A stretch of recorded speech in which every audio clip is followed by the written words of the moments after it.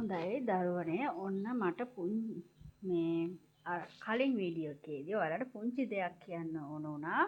ඒ තමයි මේ තියෙන්නේ ඔයාලගේ 60 කොටසේ ඉදිරිපස පළුවයි පිටිපස පළුවයිනේ.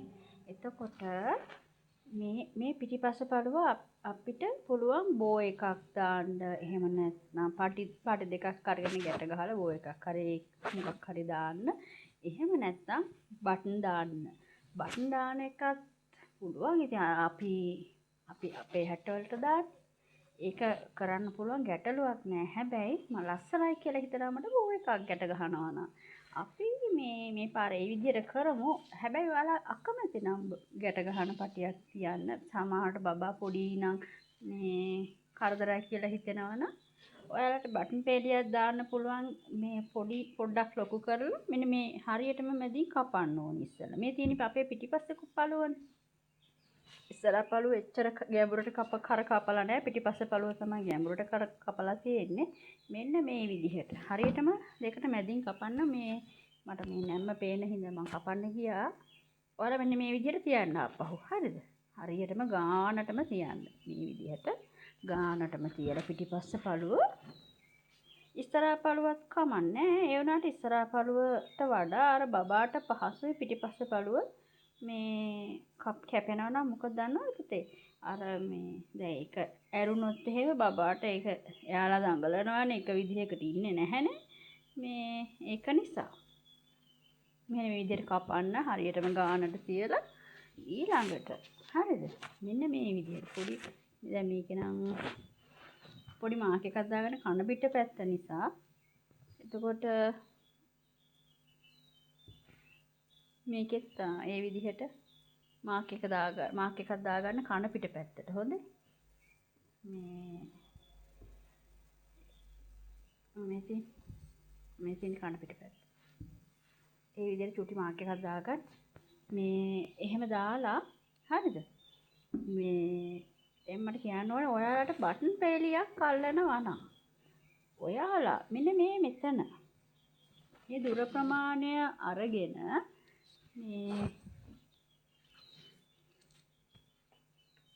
සාමාන්‍ය මේ එක පටියක් අල්ලලා මෙතනින් මෙහෙම පටියක් අල්ලලා ඔයාලට ඕනනම් පුළුවන් ඒ කියන්නේ ඒ පටිය දෙපැත්තටම ඇල්ලෙන්න මහලා ඔයාලට පුළුවන් අර කියන්නේ ඕපනින් එකක් නැතුව බබාට උඩින් දාන්න පුළුවන් වෙන්න වහන්න පුළුවන්. ඒක ක්‍රමයක්. ඊට පස්සේ මේ බටන්ස් කීපයක් 3ක් හරි 4ක් හරි අරගෙන මේ සාමාන්‍ය බටන්ස් ටිකක් අරගෙන ඔයාලට කැමති රෙදි කොටසකින් කියමු දැන් මේ වගේ මේ අර මං 60 කොටසේ කර කොටස කපාගත්ත රෙදි කොටස ඔයාලට පුළුවන් මේකෙන් අර බටන් එක මෙහෙම මැදට තියලා ඒ බටන් එකේ මෙහෙම බටන් එක මෙහෙම මැදට තියලා ඒ ගානට වටේට රවුමක් මෙහෙම කපනවා ටිකක් ලොකුවට. ඒ රවුම කපලා බොරු නූලක් මෙහෙම ඇදලා මෙහෙම තද කරනවා. එතකොට බටන් එකක් වගේ ලස්සනට හැදෙනවා මල වගේ. ඒ විදිහට මෙහෙම පේලි තියාගෙන යන්න පුළුවන් කැමති විදිහකට. හරිද? එහෙම නැත්තම් ඔයාලට අර ඕපනින් එකක් තියෙන විදිහටම බටන් පේලිය දාන්න පුළුවන්. මෙන්න මෙතන ඉඳලා අර විදිහටම පටියක් දෙපැත්තෙම මේ අඟල් සාමාන්‍ය 2.5 3ක් වගේ අරගෙන පටි දෙකක් අරගෙන මේ පැත්තට අල්ලලා මේ පැත්තටත් අල්ලලා ඒ දෙකට බටන් අර වගේ පේලියක් බටන් දාන්න පුළුවන් වෙන්න හදන්නත් පුළුවන්. මහන්නත් පුළුවන්. මෙහෙම දෙක එකට තියලා අයිනෙන් අහිමීට මැස්මක් දාලා මැදින් බටන් පේලිය දාන්න පුළුවන්. උඩින් දාන්න පුළුවන් වෙන්න හදන්න පුළුවන්. එහෙම නැත්නම් මේ විදිහට මෙතනින් පටියයි මෙතනින් අර නිකන් කෝඩ්ස් තියෙන්නේ. සාමාන්‍ය නෝමල් කෝඩ්ස් තියෙනවා. අපි සර්ජකට් වලට හරි සමහර වෙලාවට පාවිච්චි කරන්නේ. අන්න ඒ වගේ කෝඩ්ස් දෙක තුනක් දාන්න පුළුවන්. එහෙම නැත්තම් ඔයාලට පුළුවන් අර මම මේ පාර හිතුවේ බෝ එකක් ගැට ගන්න විදිහට දාන්න. ඒ කරන විදිහත් ලස්සනක් තියෙනවා මේ සයිස් එකටම. දැන් අපි මේ 60 පළු දෙක තියලා මුලින්ම මහනවා. හරිද? මේ උර හිස් දෙක අල්ලනවා මේ විදිහට. මෙන්න මේ විදිහට අල්ලනවා. එහෙම අල්ලලා හරිද? එතකොට අඟල් භාගයක් ඇල්ලෙන්න ඕනේ. එහෙම අල්ලලා මේ කර මේ විදිහටම නමාගෙන මහන්නත් පුළුවන්. පයිපින් එකක් අල්ලන්නත් පුළුවන්. ඔයාලට අයින දිගට අර විදිහටම හීනි පටියක් වෙන්න මහලා ඔයාලට පුළුවන් මේ මෙන්න මේ විදිහට. හරිද? චූටියට මහලා ඒක දිගේ රේන්දයක් අල්ලන්න පුළුවන්. එහෙම නැත්නම් මේ ඔයාලට පුළුවන් මේ වගේ රිබන් එකක් මේ වගේ රිබන් එකක් මේ උනත් කමන්නේ. මේ මෙහෙම අර මේ පයිපින් එක වගේම අල්ලන්නත් පුළුවන්. හරිද මේ? ඒකත් ලස්සනයි. හැබැයි වාගේ මේ ගන්න චීත්තරෙද්දට ගැලපෙන්න ඔයාලට පුළුවන් එක මේ දිගටම අල්ලන්න. එහෙම නැත්තම් හරිද? මේ බෝ එකක් ගැට ගන්න විදිහට. ඒ කියන්නේ ටිකක් ලොකු බෝ එකක්. ඔයාලට පුළුවන් රෙදි කොටසක් කපලා මේ දැන් මේ ප්‍රමාණයටම හරිද? මේ ප්‍රමාණයටම ගන්න ඒ රෙදි කොටස මේ තුනින් නම් ඩබල් දාගන්න පුළුවන් ගැටලුවක් නැහැ.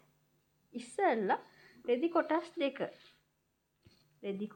දෙක මේ විදිහට ඉන්න බලන්න මම කියලා දෙන්න.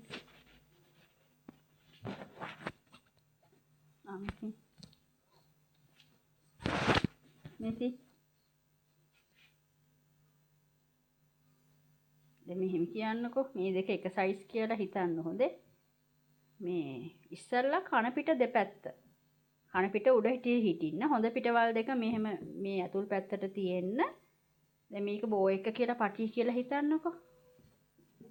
හරිද? මෙහෙම මහනවා. මේ හරිය ඉඩ තියන්න. මෙතනට එනකන් ඉඩ තියලා මෙහෙම මහලා කන පිට අපහු හොඳ පිටට හරවලා මේ මෙන්න මෙතනින් තියලා මේ කොටස පොඩි කියලා හිතන්න පුළුවන්. හිතන්න මෙන්න මෙහෙම තියලා මහනවා. හරි? එහෙම. ඒක ක්‍රමයක්. ආයෙ ඔයාලට පුළුවන් මේ ඒ වගේම මහලා ඕනනම් මෙන්න මෙතනින් අර මේ ඒක නොදැනෙනව තරමට වගේ මෙන්න මේ වගේ පටියක් වගේ මහන්න ඕනි මේක මේ ඇතුළට. හරිද? මේ ඇතුළෙන් මේ අපි රිංගවනවා මේ චූටි ඉලාස්ටික් එක. මම ඔයාලට හඳුන්වා දෙන වීඩියෝ එකේදී කිව්වා ඒ ඉලාස්ටික් එක චූටි ඉලාස්ටික් එක දැන් මේ දුර ප්‍රමාණය ගන්න ඕනි ඔයගොල්ලෝ. ඒක රිංගව ගන්නේ. මේ දුර තියෙනවනේ මේ අඟල් 6මාරක් තියෙනවා. හරිද? හරියටම අඟල් 6මාරක් තියෙනවා. ඔයාලට පුළුවන් අඟල් 3 කාලක් වුණත් කමන්නේ. අඩු කරලා හරිද? ඔයාලට පුළුවන් ඉලාස්ටික් එක මේ එක පැත්තකින් මහන්න අනිත් පැත්තෙන් ඇදලා මහන්න මේ දිගට අඩුවෙන් ගන්න ඕනේ කොහොම හරි. ගොඩාක් අඩු කරන්නත් එපා. ඒතකොට ගොඩාක් රැලි වැටෙනවා. මේ අඟලක් අඩු කරත් 3 කාලක් වුණත් කමන්නේ. අඟල් භාගයක් හරි එහෙම මේ ගොඩාක් අඩු කරන්නේත් නැතුව නිකන් අර නොදැනෙන්න වගේ දැම්මම මෙන්න මේ හරිය ලස්සනට රැල්ලක් එනවා. චූටිලා රැල්ලක් එනවා. හරිද? ඒ කරලා දෙපැත්තට මේ විදිහට කරලා ඒත් බෝ එක ගැට ගන්න බෑ. එතකොට මේ හරියේදී හොඳට ඒක තදටත් හිටිනවා. හොඳද? ඒ ඕනෑම ක්‍රමයකට මහන්න පුළුවන් මහන ක්‍රම තියෙනවා. අපි බලමු මම මහන්නේ කොහොමද කියලා. ඔයාලට ඒ ක්‍රමය හොඳයි කියලා හිතනවා නම් මහන්න. මොන හරි අලුත් ක්‍රම තියෙනවා නම් අහන්න. ඉතින් මම කියලා දෙන්නම්. ගැටලුවක් නෑ. හොඳේ? මේ විදිහට මහන්න. ඊට පස්සේ අපි මේ අත් කොටස අපි මේ බබාගේ අතේ කිහිලි වට මිම්ම ගන්න ඕනි. හොඳේ? ඒක ගන්න බැරි නම් අපි කියමුකෝ මෙන්න මේ විදිහට ගන්න පුළුවන්. අඟල් වලින් අපි මිම්ම ගන්නේ අනිත් ඒ වගේ මෙන්න මේ විදිහට හරියටම ඔයා මෙතන අඟල් භාගෙට මිම්ම හදා ගන්න ඕනි හැබැයි. හොඳේ? මොකද ඒ කොටස ඇල්ලෙනවනේ දෙපැත්තෙන්. මෙන්න මෙහෙම තියලා මේ ලේසි ක්‍රමයක්. හොඳේ? හරියටම එනවා මේ ක්‍රමේ. මෙන්න මේ විදිහට තිබ්බා. අඟල් 11යි. හරිද? ඔන්න ඔය අඟල් 11යිනේ. අපි දැන් යන්නේ බෝරිච්චියක්නේ බබීට දාන්න. ඒකට කොහොමද දාන්නේ කියලා දන්නවද? මේ අඟල් 7 බෙදනවා. අඟල් 11ක් ආව මට මේ මෙතනට එනකන්. ඒ අඟල් 11 දෙකට බෙදනවා. දෙකට බෙදලා ඔයාලා සාමාන්‍යයෙන් අඟල් 5ක්. උඩරිම 5ක් නම් හොඳයි. එතකොට දෙපැත්තෙන් මේ කොටසට මේ කොටසටයි මේ කොටසටයි අඟල් 5 ගාන එකතු වෙනවා. හරිද? එහෙම ගත්තම සාමාන්‍යයෙන් දැන් මේ අඟල් 11 දෙකට බෙදුවම 5.5යිනේ අඟල්. අන්න ඒකට එකතු වෙනවා අඟල් 5. එතකොට 10.5යි. අන්න ඒ ප්‍රමාණය 10 ප්‍රමාණයක් දිගට සාමාන්‍යයෙන් බබෙකුගේ බෝරිච්ච අත අඟල් 3මාරක් දික්ුණාම ඇති. වාටිනමලා අර ටිකක් උඩින් මං ඔයාලට ඉඩ තියලා, ඒ කියන්නේ හදිස්සිය පැටලෙයි කියලා හිතලා මං අඟලක් වැඩිපුර ගන්නවා. ඒක අපිට අඩු වෙනවා දැන් අපි මෙතනින් අල්ලන විදිහට. හරිද? ඒ ගැන හිතන්න එපා. මං කියලා දෙන ක්‍රමයට ඔයාලට වැරදෙන්නේ නැහැ. හදිස්සිය වැරදුනා අඟල් 3මාරට වඩා අත අඩු වෙන්නේ නැති වෙන්න ක්‍රමයක් තමයි කියලා දෙන්නේ. ඒක මම මහනකොට කියන්නම්. දැනට ඔයාලා අඟල් 4මාරේ දිගට මේ අත මැනලා මේ විදිහට අඟල් භාගේ පින් එකක් හරි ගැහුවත් කමන්නේ. මෙහෙම මැනගෙන එහෙම නැත්නම් බබාගේ අතේ මනින්න මේ අත බුරුල් කරන්න පොඩ්ඩක් බුරුල් කරලා. හරිද? ඒ කියන්නේ මේ තදව කරන්නේ නැතුව ගානටම ගන්න නැතුව මේ කිහිල වටෙන් දැන් මේ හිඩසක් වගේ එනවනේ අතර.